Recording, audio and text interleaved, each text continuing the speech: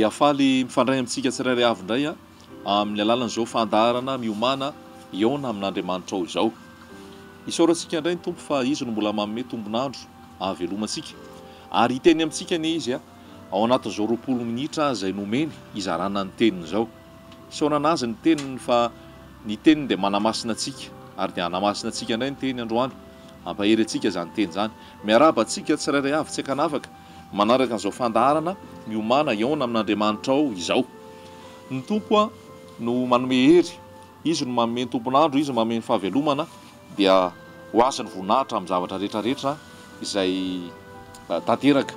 Misaotra antsika tsirairay avy izay mampahery amin'ny alalan'ny SMS, amin'ny alalan'ny antso, amin'ny alalan'ny mailaka. Isaorana antsika ny fampaherezana fa na zava-dehibe izany. Misaotra antsika ny amin'ny fahatsiarovana am-bavaka. Isaorana antsika ny amin'ny zany fijoroana vavolombelona ny amin'ny anafahan'i Jesosy zany. Ary dia isaorana an' Jesosy ny zavatra rehetra fa mandefa ny teniny tokoa izy dia manasitrana ny teniny. Marina misy ny teniny hoe tsy miverina maina aminy ny teny izay ambarany raha tsy efa mahatanteraka izay nampanirahany. Dia maro ny olona mahazo fahasoavana no miteny izay nizaraina. Miaraba antsika tsirairay avy ho iatsy hakanavaka izay manaraka an'izao fandaharana izao dia ny tompo anie mbola melombelona antsika indray, fanamasina nazava sy hitarika antsika indray ao anatin'izao fotoana izao mba tena ahazo soa avy amin'ny teny izay omen'ny tompo antsika amin'ity androany ity. Salamo 120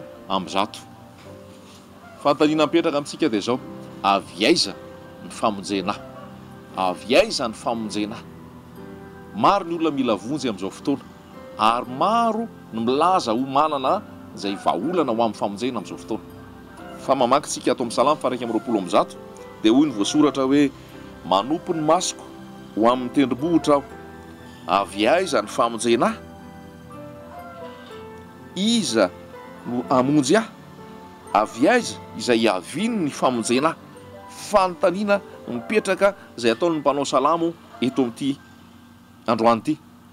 eto amin'ity teny ity: manompo ny masoko amin'ny tendrombohitra aho izy, avy aiza ny famonjena. Dia namaly izy hoe ny famonjena dia avy amin'ny Jehova mpanao ny lanitra sy ny tany.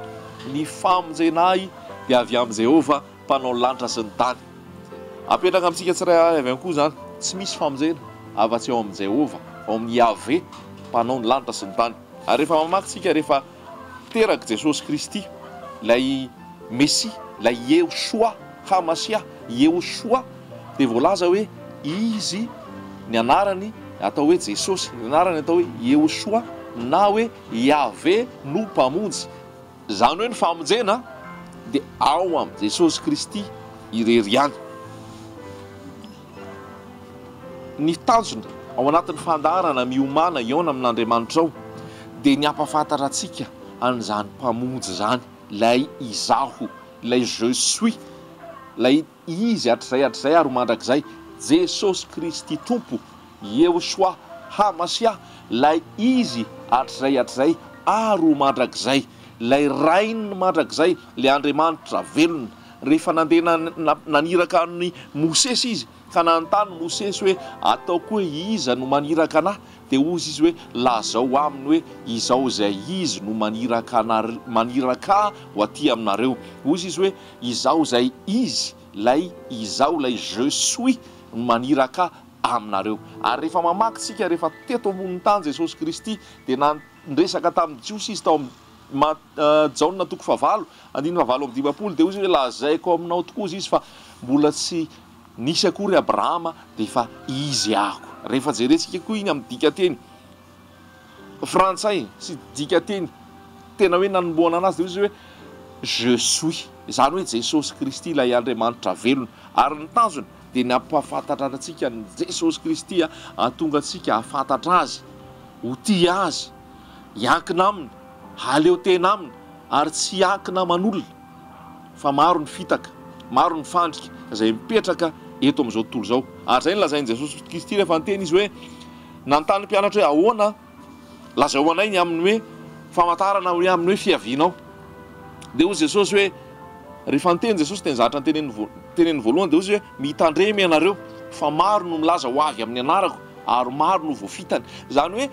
ny famantarana voalohany lazainy Jesosy dia le fitaka na hoe séduction izay milaza fa Jesosy avy amin'ny Jesosy kanefa hoy Jesosy hoe tsy avy aty amiko izy ary maro no voafitany. Dia tena mila mafantatra an'ilay tena Jesosy tena izy tsika, ilay Andriamanitra tokana, ilay Andriamanitra tokana, Andriamanitra tokana, Andriamanitra dia iray ihany, Jesosy Kristy no anarany, ilay Andriamanitra velona hatramin'izay ho mandrakizay, ary izy no ampahafantarina antsika hoe ny famonjena dia tsisy afa-tsy ao aminy. Donc rahatsika mahazatra mihitsy no mandraisako an'ity teny ity amin'ny asan'ny apôstôly toko faefatra hoe ny famonjena rehefa nitory Petera dia ozy Petera hoe tsy misy famonjena amin'ny hafa ary tsy misy anarana ety ambanin'ny masoandro ambanin'ny lanitra nomena azay avonjy. Asan'ny apôstôly toko faefatra andininy fahafolo dia aoko fantatrareo rehetra sy ny olona Israely rehetra fa ny anaran' Jesosy Kristy avy any Nazareta izay nombonareo tamin'ny hazo fijaliana fa natsangan'Andriamanitra tamin'ny maty kosa dia izy no hitsanganan'io lehilahy io finaritra eto imasonareo. Ity no vato izay nolavin'ny mpanao trano nefa tonga fehizoro ary tsy misy famonjena amin'ny hafa fa tsy misy anarana hafa ambany lanitra nomenan'ny olona izay azontsika famonjena. Tsy misy famonjena amin'ny hafa fa tsy misy anarana hafa ambany lanitra nomenan'ny olona izay azontsika famonjena. Salamo faraika amby 20 dia milaza hoe manompo masoko amin'ny tendrombohitra avy aiza ny famonjena dia izay ny famonjena dia avy amin'ny Jehovah mpanao lanitra sy ny tany, avy amin'ny Ave mpanao lanitra sy ny tany. Nitory ny tenin'Andriamanitra nefa ny apôstôly amin'ny asan'ny apôstôly toko efatra dia milaza izy hoe ny anaran'i Jesosy Kristy avy any Nazareta izay nombonareo no natonga azy io mitsangana hitanareo sahala amin'izao ary le izy ilay vato fehizoro. Dia hoy izy amin'ny asan'ny apôstôly toko efatra andininy 12 hoe tsy misy famonjena amin'ny hafa, tsy misy anarana hafa ambanin'ny lanitra nomenan'ny olona azona famonjena afa-tsy ny anaran'i Jesosy Kristy irery ihany. Tsy anaran'olona ny mahavonjy, tsy pastera ny mahavonjy, tsy ny apôstôly ny mahavonjy, tsy ny mpaminany ny mahavonjy, tsy ny mpampianatra ny mahavonjy, tsy ny evangelistra ny mahavonjy, tsy zaho ny mahavonjy, tsy anarana tokom-pivavahana no mahavonjy, fa tokana ny mahavonjy dia le maty teo amin'ny hazo fijaliana nandatsaka ny rany fa nitsangana tamin'ny maty ary velona mandrakizay Jesosy Kristy no anarany. Izy no mitondra famonjena. Aiza no misy an'i Jesosy Kristy? Jesosy Kristy dia hoy izy hoe antsoy aho dia ho valiko ianao. Raisitsika izay ten'Andriamanitra izay Jeremia toko 7:30 andininy 7. Averiko ihany hoe ato anatin'izao fandarana miomana eo amin'Andriamanitra ao izao dia ny ampahafantarana an'i Jesosy izay ny tiana atao, ny atonga antsika hafantatra an'i Jesosy, ho tia an'i Jesosy, ho babo an'i Jesosy, hiraikitra an'i Jesosy, hiantso an'i Jesosy ary haleo tena ao amin'i Jesosy ny antony izao fandaharana izao. Jeremia toko 7:30 andininy 7 dia izao no voasoratra: antsoy aho ozy izy dia ho valiko ianao. Zany fanasana apetraky ny tombo amintsika. Jeremia toko 7:30 andininy 7: antsoy aho dia ho valiko ianao ka ampisehoako zavatra lehibe sy sarim-patarina izay tsy fantatrao. Efa haintsika tsenjery zany teny zany ary efa ifampizarantsika foana hoe antsoy aho dia ho valiko ianao. Fa matetika atao tsofina, atao tsaina, fa tsy raisitsika amin'ny finoana zany teny zany, fa impiritsika ny misy fahasahiranana, misy vesatra, misy mampatahotra, misy olana no miantso ny ranony, miantso ny pastera, miantso ny apôstôly, miantso ny mpaminany, miantso ny olona ary adinontsika Jesosy fa olona nilantsika famonjena. Jeremia toko 7:10 dia milaza mihitsy hoe voaozina izay olona mahatoky olona, voaozina izay manao nofiny ho sandrina. Indraindray ilay olona hita maso eo no mahatonga antsika atoky, ilay olona hita maso eo no mahatonga antsika tsy atahotra, ilay olona hita maso eo no mahatonga antsika hosa. Raha zay no izy dia fanompo-tsampy zany izay mila hibebahana. Fa voalaza dia hozy izy hoe antsoy aho, izy io miteny io lay ao amin'ny asan'ny apôstôly toko 7:12 lay Andriamanitra hatrizay Jesosy Kristy no miteny antsoy aho dia ho valiko ianao. Fa impiritsika raha jerena ianao anaty telefonina antsika ao numéro anam-panompon'Andriamanitra be dia be zay eo antsoantsika isaky ny misy fotoana mila iantsona azy zay andefasantsika SMS rehefa mila ny famonjena fa le ao ambony lay Jesosy Kristy la ao anatinao raha nibebaka ianao ary ianao ny trano fanahy ianao ny tempolo fanahy masina ianao ny tranon'Andriamanitra tsy antsoinao fanomposampy zany lasa olombelona ny tompontsika olombelona ny famonjena ao antsika olombelona ny anteherantsika fa Jesosy Kristy dia milaza mihitsy eto hoe antsoy aho dia ho valiko ianao fanampy zay eo amin'ny Salamo 5:5 Salamo 5:5 Salamo 5:5 antsoy aho amin'ny andro fahoriana dia hamonjy anao aho ka hanome voninahitra ahy ianao tsotra zany napetraka mantsy tamin'ny andron'ny empereur Constantin tamin'ny taoririnany naterahan'ny fiangonana voalohany dia lasa napetraka hoe raisin'ny mpanjaka ho fivavahana ofisialy ny kristianisme dia napetraka hoe lasa misy ohatrany hoe professionnel amin'ny fivavahana dia lasa nipetraka ny mpitondra fivavahana dia any amin'ireny mpitondra fivavahana ireny no manatona raha mila vonjy raha mila fampiarezana raha mila fanazavana zavatra tsy ara-baiboly zany tsy mandahy mihitsy ahako ny amin'ny hoe ministera napetraka Andriamanitra ministera 5 apôstôly mpaminany mpampianatra mpitory filazantsara evangelistra mpiandry mpamahana ondry ilaina ny fisiny ireny ho fanatanterahana ny olona masina fa amboniny zay rehetra zay dia Jesosy mihitsy no mpanalalana Jesosy mihitsy no famonjena ary tsy voatery hoe anatona an'ireny olona ireny ianao vao azo ny famonjena tsy voatery hoe anatona olona ianao vao azo fampaherezana fa ao amin'i Jesosy Kristy tompo izy no lalana sy fahamarinana ary fiainana zao no natoko 7:1 tsika mila manana fahazarana mila manana ataoko hoe réflexe tonga dia miantso an Jesosy rehefa misy manavesatra rehefa misy mampatahotra rehefa misy olana rehefa misy zavatra mila resahana Jesosy aloha antsona voalohany avy eo izy mibitsika aminao mety hiteny izy mety hanoro olona izy mety hanoro toerana izy fa voalohany indrindra aloha Jesosy Kristy ny mila avy hatrany dia antsointsika fa mamaly Jesosy Kristy mety mieritreritsika hoe ny pastera ihany na ny mpiandry ihany na olona manao asa fitoriana goavana ihany no afaka atonina dia iny no miteny amin'ny alalako ho eo anatrehan'Andriamanitra ary iny no mamaly andray ho anahy avy amin'Andriamanitra tsy voatery ho sahala amin'izany fa ianao mifandray amin'ny Jesosy Kristy ilay tena voaloboka ianao mifandray amin'ny Jesosy Kristy ilay tena voaloboka ahafahanao mahazo aina avy any aminy ahafahanao mahazo hery avy any aminy ahafahanao mahazo fanazavana avy any aminy fa zay rehetrarehetra miantso ny anaran'ny tompo izy no vonjena efa maniantso ve ianao tamin'ny fo madio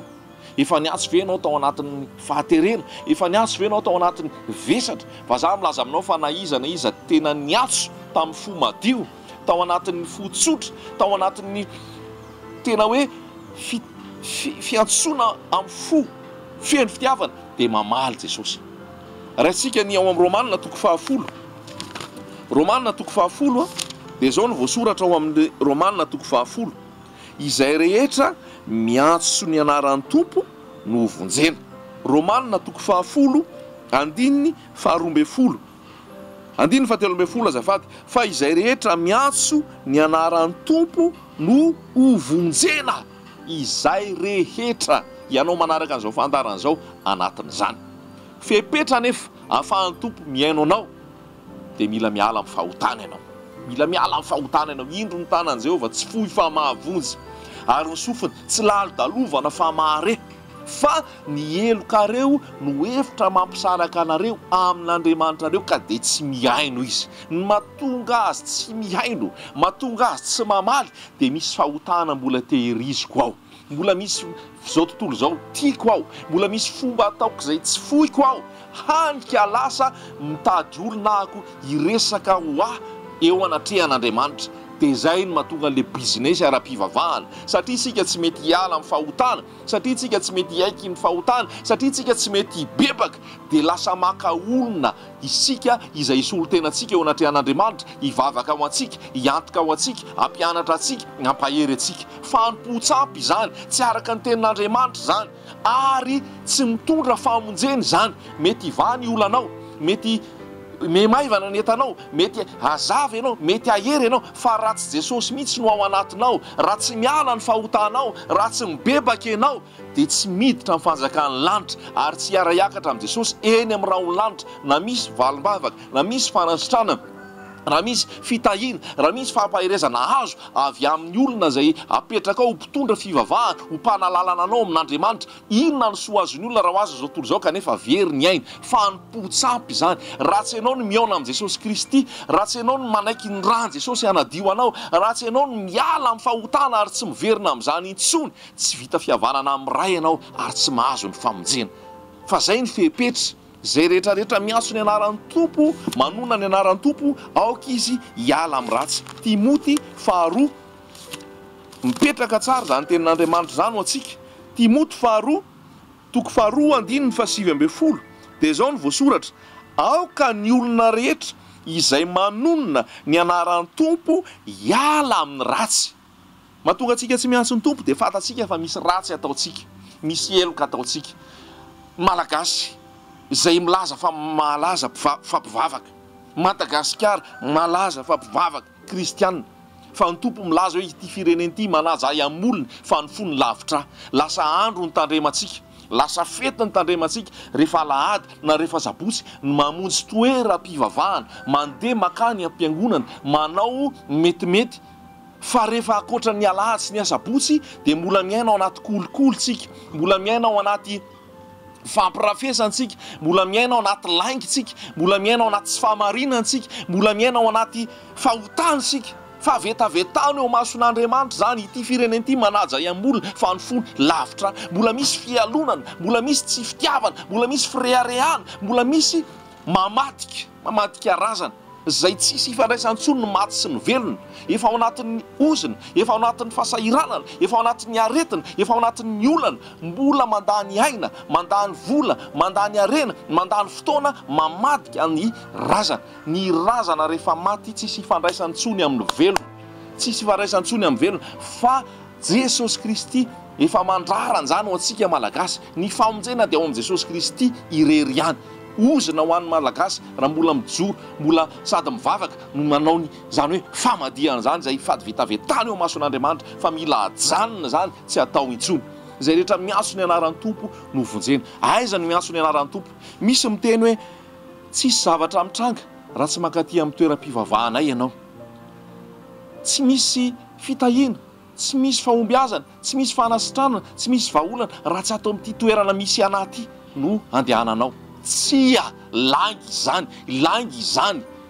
satria ataon'ny olona raha eto Madagasikara ianao manao zany publicité langy anao zany ataon'ny olona zay any États-Unis na any Mayotte na any Koweït na any Arabie Saoudite ataony ahoana ny amonjy any aminao isan-kalady na isan-kasabotsy azon'ny famonjena tsy ho voavonjy iny zany satria tsy nakany aminao fa ny famonjena dia avy amin'ny Jesosy Kristy ary Jesosy Kristy milaza mihitsy ao amin'ny Matthieu 7:20 hoe na aiza no iangona ny roa na ny telo amin'ny anarako dia eo afovoany aho raha etso an-jaridaina eto zay olona telo zay ny miara-mivavaka eto amin'ny anaran'i Jesosy Kristy ilay anarana tokana zonona famonjena dia eto Jesosy ary rehefa eto izy dia manasitrana izy ny tsy manana zanaka omeny zanaka ny marary aty omeny aty vaovao ny malemy ampatanjahany ny ao anaty voakejany fahotana ho afahany ho afaka tsy ho voakejany fahotana intsony ny ao anatin'ny falitona ho afahany ho voavonjy satria eo Jesosy Kristy tsy mila hoe makatsy ianao makaroa ianao tsy mila hoe mandeha aiza ianao fa eo Jesosy Kristy na aiza no iangona ny roa na ny telo amin'ny anarako dia eo afovoany aho ka tena toeriko mafy de mafy amin'ny anaran'i Jesosy zay milaza fa aty aminay no azonao famonjena raha tsy tonga ato amiko ianao tsy miseho le fitahiana tsy miseho le fanasitrana tsy miseho le fahagagana tsy miseho le vahaolana fanompotsapy ihany koa zany ary fitaka zany ny famonjena, ny vahaolana, ny fanasitranana, ny fanafahana, ny fahazona famelan-keloka dia ao am' Jesosy Kristy irery ihany. Ary ny teny izy hoe antsoy aho, tsy ny teny izy hoe antsoy aho any Analakely na hoe antsoy aho any Beoririka na antsoy aho any am'Roxy na any am'Retsa na any an-tranopokon'olo Analakely na any am-tranopokon'olo Lisotry, fa ny teny izy hoe antsoy aho eo amin'ny toerana zay misy anao dia ho valiko ianao hoy Jesosy Kristy. Zany ny teny lazainy Jesosy fa ny fiapetra mekefy fahotana, ialao ny fahotana. Ny rano Jesosy anadio anao avy hatrany. Rehefa voadio ny rano Jesosy ianao, mitoetra ao anatinao Jesosy, vao hisy tompo-kasen'ny fanamasina ianao, ny fanamasina mitoetra ao anatinao, tempolo ny fanamasina ianao, trano fanahy ianao, miaraka aminao Jesosy isan'andro. Ary rehefa olona roa na telo ianareo, na aiza n'aiza, na eny an-jaridaina, na ao amin'ny salon, na any amin'ny chambre, na ao an-dakozia, rehefa misy olona roa na telo mivory amin'ny anaran'i Jesosy dia eo Jesosy. Zay ny zava-dehibe hoe Jesosy eo. Fa raha tsy eo Jesosy kanefa eo daholo ny olona rehetrarehetra, fa tiantoko zany. Fa raha eo Jesosy kanefa tsy eo zay olona itianao eo, zay ny zava-dehibe. Ho an' Jesosy ihany voninahitra mba ho mpiain'ny mpankatoy tsika, azotsika fiainana famonjena izany teny zany. Amen.